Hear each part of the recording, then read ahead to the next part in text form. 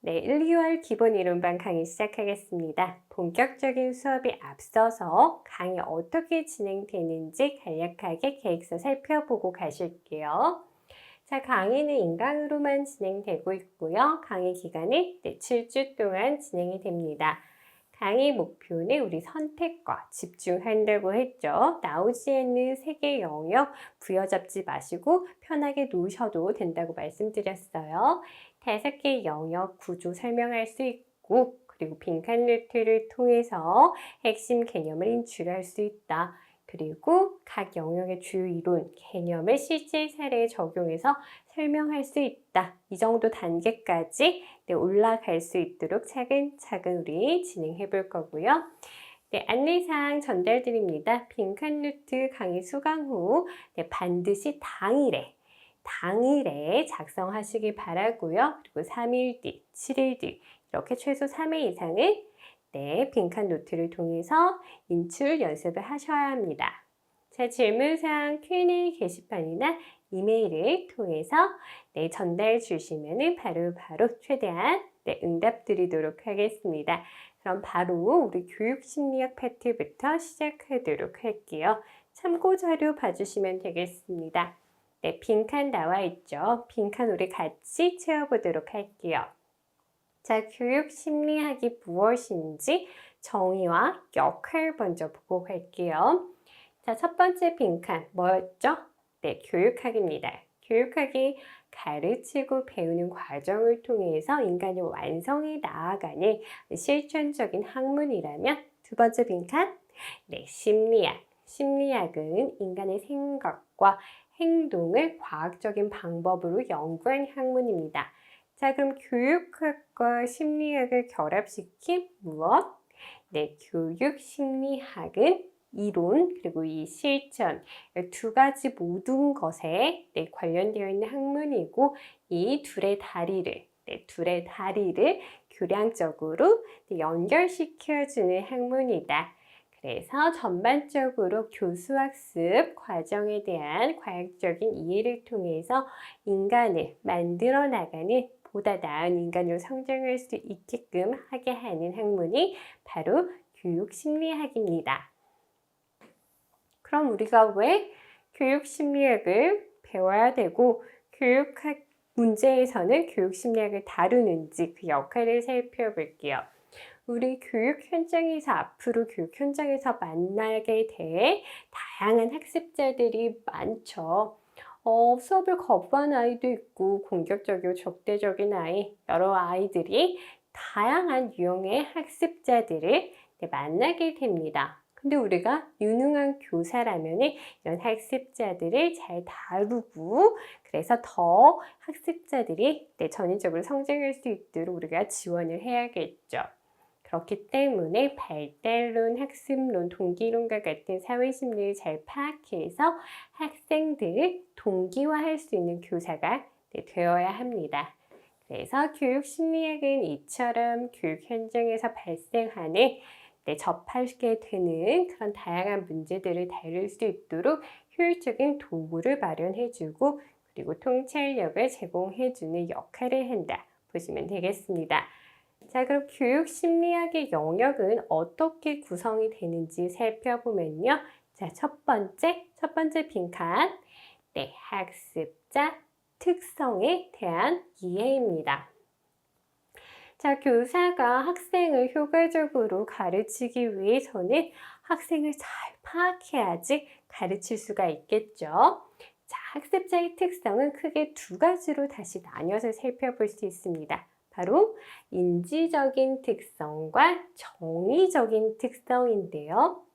자, 인지적인 특성에는 어떤 요인들이 있냐?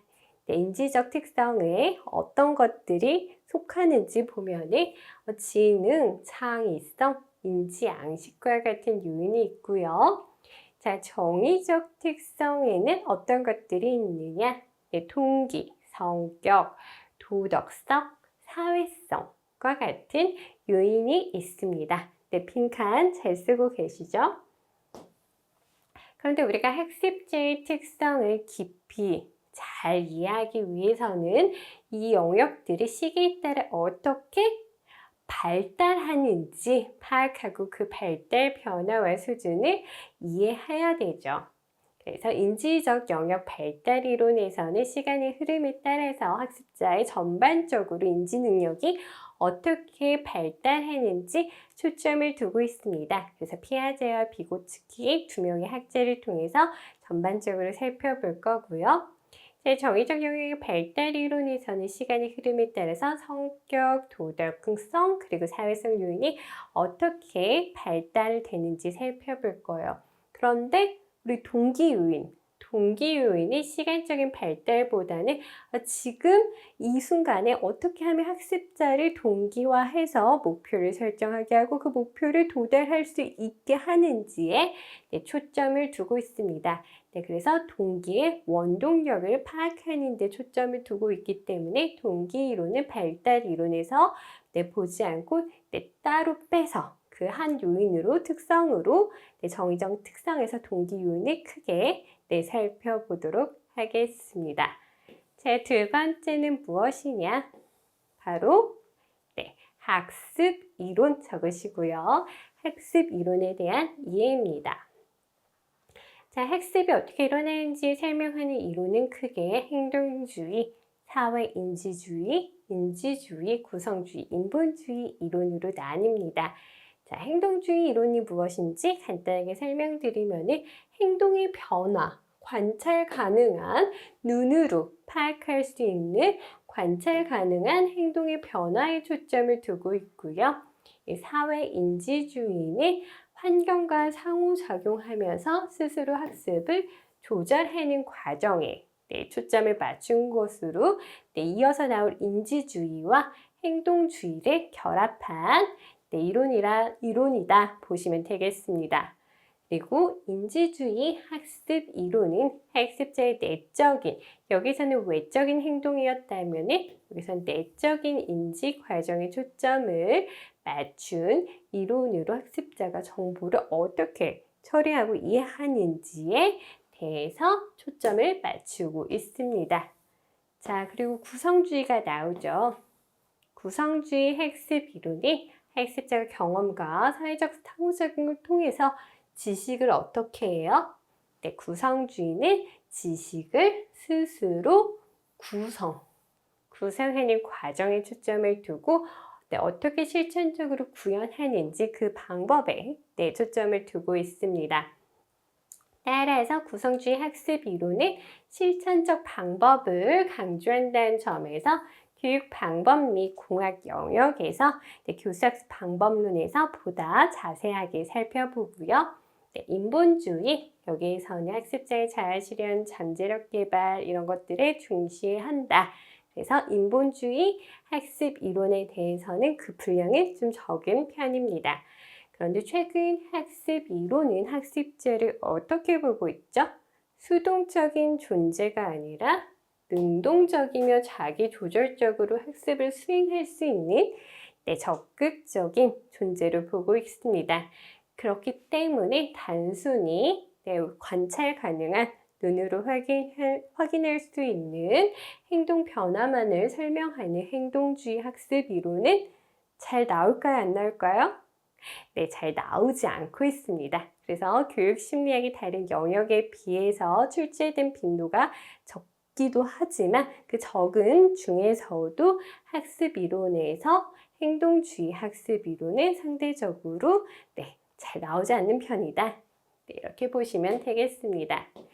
지금까지 이야기한 내용을 살펴보면요. 우리 학습자의 특성, 크게 인지적인 특성과 정의적인 특성 두 가지가 있다. 그리고 인지적인 특성이 어떻게 발달되는지 본다라고 했죠. 인지적인 특성의 지능, 창의성, 인지양식 세 가지를 볼 거고요. 인지적 영역 어떻게 발달하는지 대표적으로 두 명의 학자 이론을 살펴보겠습니다. 자, 정의적인 특성에서는 동기는 지금 이 순간 이 학생을 어떻게 동기화시키는지 초점을 둔다라고 했죠. 그래서 발달 이론에서 보지 않고 정의적 특성에서 크게 한 묶음으로 동기 이론을 살펴봅니다. 교육심리학에서 동기 이론은 정말 교육심리학의 꽃, 핵심이에요. 그래서 이 7가지 이론 살펴볼 거고요. 그리고 정의적 영역 발달 이론에서는 성격에선 2명의 학자, 도덕성, 사회성 이렇게 살펴보도록 하겠습니다. 학습 이론 우리 여기 행동주의, 사회, 인지학습 이론, 그리고 인지주의, 그리고 구성주의는 교수학습, 교육 방법 및 공학에서 교수학습 이론에서 구체적으로 그 방법론에 대해서 배운다라고 했죠. 그래서 인지주의, 그리고 인본주의 쪽은 분량이 적다. 그래서 핵심은 학습 이론에서도 핵심은 바로 사회인지 학습 이론과 그리고 인지주의 학습 이론이다. 이렇게 쭉 개괄적으로 우리가 무엇을 공부할 것인지 앞서 살펴본 내용을 표로 한번 정리해 보았고요.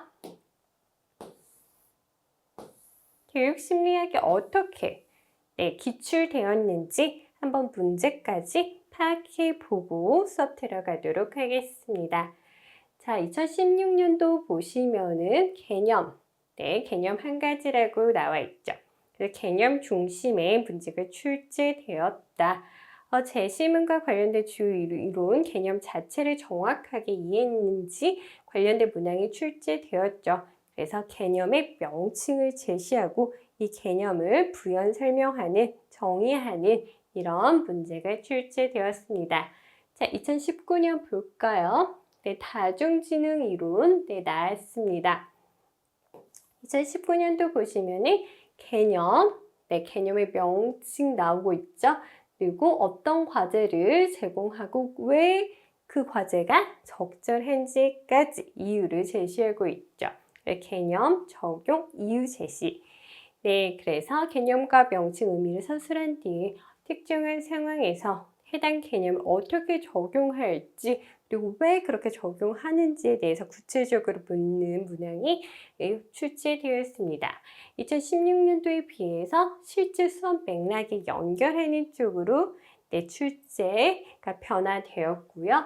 2020년에는 비호칭키 관련해서 지식론의 명칭이 무엇인지 마찬가지로 개념의 명칭을 물었는데 거기에서 지식의 성격은 무엇인지 그리고 지식론에서 교사와 학생의 역할은 각각 무엇인지 비고치키의 지식론을 가지고서 세부적으로 3가지 문제를 출제하면서 이 이론을 통합적으로 세부적으로 잘 이해했는지 점검하는 문제가 출제되었습니다. 자, 그래서 이론의 종합적인 이해, 세부적인 이해 관련된 문항이 출제되어서 전체 구조로 이해하고 있는지 확인하였다. 자, 2023년도 보실까요?